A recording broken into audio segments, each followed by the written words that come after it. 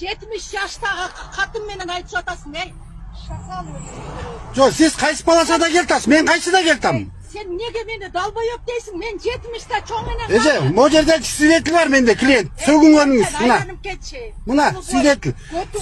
Кирген шакал.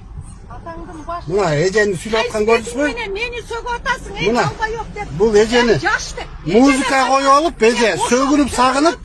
Мына, клиент бар, мына. Свидетель бар. Мына, дагы айтып атат, мына.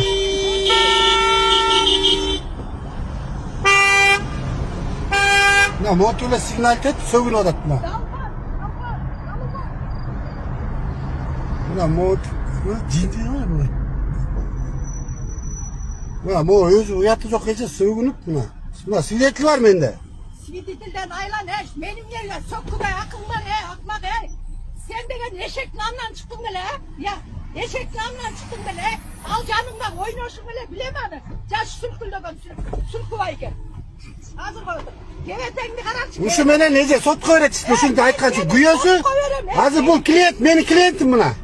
Азыр сизди сотко берет ушу менен. Котоп келе, берчи. Келе, көрдің бі? Ақмақ, мен сені таныйм. Эже, мына клиент бул. Азыр ушу менен сотко берет. Клиенттен амын жеген үчүн жүрөсүң. Мына сөгүнүп атат эже. Сен мени тартқаның.